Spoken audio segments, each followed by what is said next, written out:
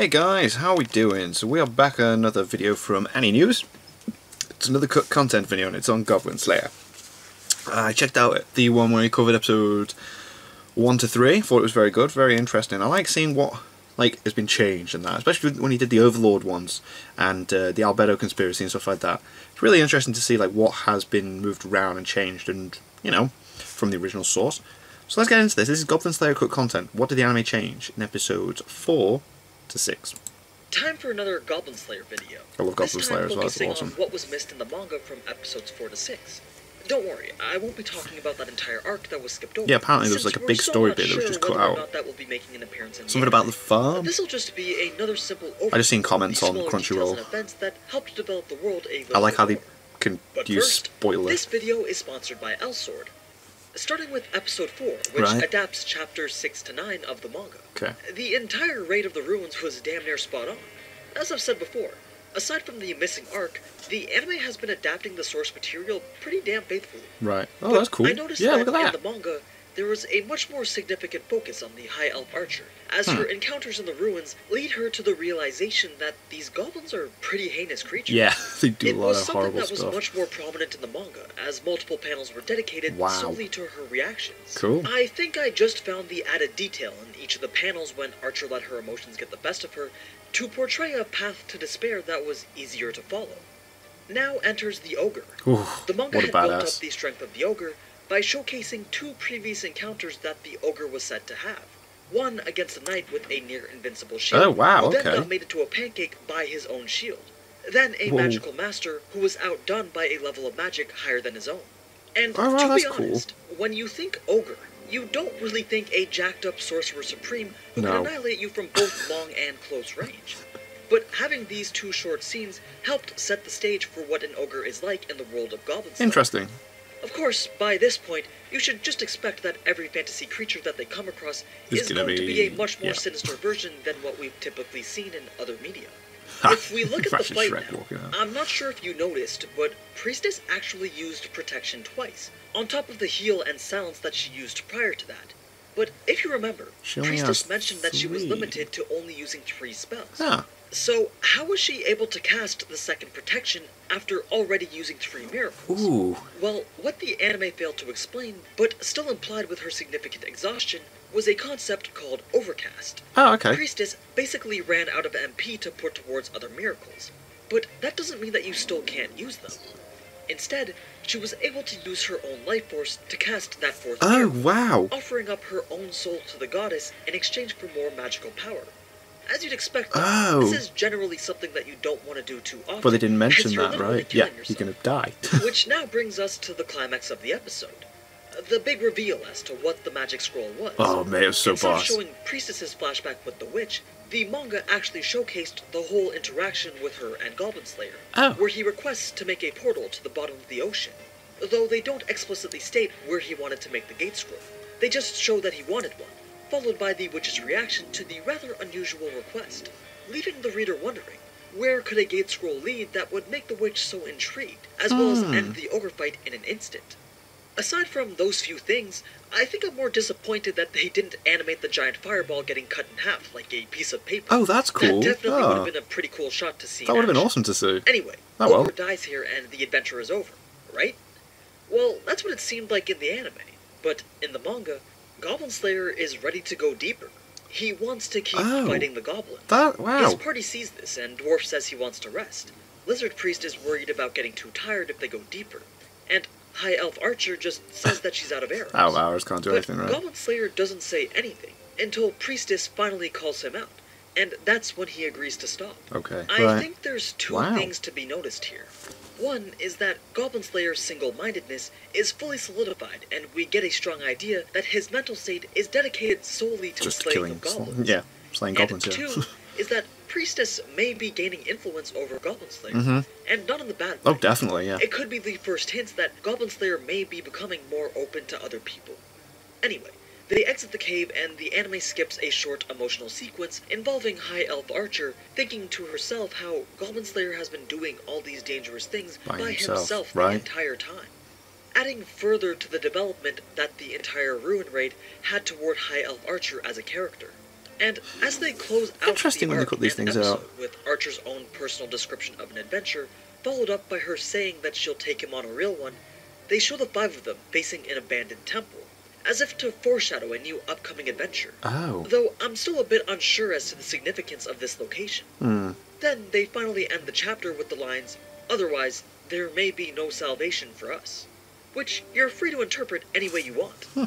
Moving on to episode 5. Wow. This is where the chronology switches up a bit. Some differences, The majority of this episode delves into the Goblin Slayer side story. Doesn't affect the story of massively, Rand but it's Day. like character progression. It integrates both chapter 10 and chapter 17 from the main story, then makes shifts 10 and between the 17. side story. Starting from the beginning of the episode, Wow. while Goblin Slayer was on the farm with the cowgirl, they changed up how this scene was expected to play out, most likely due to the shift in chronology. Right. This whole farm scene was supposed to be the first time that we saw Goblin Slayer without his armor. Oh. It starts off with him having a dream about the past, which they might include in future episodes, so I won't share as of yet. Okay. But as Goblin Slayer is doing his work in the fields, Cowgirl makes an appearance, and though they share a similar conversation, what they are doing is a bit different. Rather than the usual checkup for Goblin tracks, Goblin Slayer is actually helping around with farm work, Right. in regular clothing at that. Oh, right, since okay, his so not with his was armor away on and for that. repairs. When he goes to pick up the armor from the smith, they cut out a conversation that he has with Spearman, along with the smith's apprentice character. You see, Spearman was already at the smith's shop, and as Goblin Slayer walks in to retrieve his armor, Spearman starts to make a bit of conversation, not knowing that this was actually Goblin Slayer. He's curious as to why this man he's never seen before adventures, and proceeds to mention a Right. demon lord being revived and how it's being treated as some big quest to make a name for oneself. Though, as expected of Goblin Slayer, he Not doesn't interested. give too many responses. No. Funnily enough, though, Goblin Slayer actually returns the question and asks why Spearman's not interested in becoming rich or famous. Discount Lancer says that he fights for himself Discount and Lancer, I like it. personal reasons, which is coincidentally also when the witch walks in, hinting at the fact that she's most likely one of those personal reasons. Reasons, right. Spearman then leaves with Witch, and none the wiser that the person that he was just talking to was Goblin Slayer. After that, the only other scene adapted from Chapter 10, before reintegrating the side story and then skipping to Chapter 17, is where Priestess thanks Goblin Slayer after getting promoted. Now, keep in mind though, every time that they switched over to those 2 rookie adventurers, that was part of the side story. I won't focus too much on those scenes. It is worth noting, though, that in the side story, every character's appearance was slightly different. Oh. Spearman has much longer hair. He Priestess does. has a new outfit. Right. Goblin Slayer's helmet has a longer ponytail thingy, and his Plume. armor in general just looks much more rugged. So it was probably done this way to show a difference in time between the main story and these side stories. Which makes me wonder why they chose to adapt it this way in the first place, Yeah, it's weird, wasn't it? instead of just continuing through with the main story. Yeah. Perhaps we'll get some light shed on that later down the road. But moving on to the promotion interview, there was some extra information skipped over on how the Guild Association assigns ranks to adventurers. Right. It happened when Guild Girl asked Goblin Slayer to be an observer. She explains that the rank system is determined based on a combination of rewards that they've received through their adventures, as well as how their personality affects their character and relations with others, stating that trust is one of the most important factors in determining rank, and that if you're just an all-around scumbag, you could be as strong as Ainz himself and still not get promoted. Yeah. This adds a bit more weight to Goblin Slayer's silver rank, because it highlights the fact that the Guild Association has been acknowledging his work and his character as an adventurer. Now, as we get to the actual interview, we're introduced to the Scout's entire party. There's the monk, the axe wielder, and the sorcerer. But the only person actually taking the interview for promotion from Steel to Sapphire, or the 8th to 7th level, is the Scout. Right. I assume because he's the party leader. His whole party is completely worried about getting promoted, as they all seem to be low on finances. The monk has a family to support. Axe wielder wants better rewards, and the sorcerer would be able to buy more spell Gives them points. more reason for But it. the Scout is just calm as ever, and I'm sure you know why. The Scout is a scumbag through and through, Yeah. and when he walks in for the interview, he immediately gains the wrong impression upon seeing Goblin Slayer. He assumed that Goblin Slayer and himself had the same goals: climb the ranks as easily as possible and get rich while doing it. But we all know in Goblin Slayer's case, It's hunting just goblins killing isn't that goblins. easy, and it's certainly not for the money. No, So he doesn't Scout do it for thinks that. he's in the clear for this promotion, but Guild Girl sees straight through it.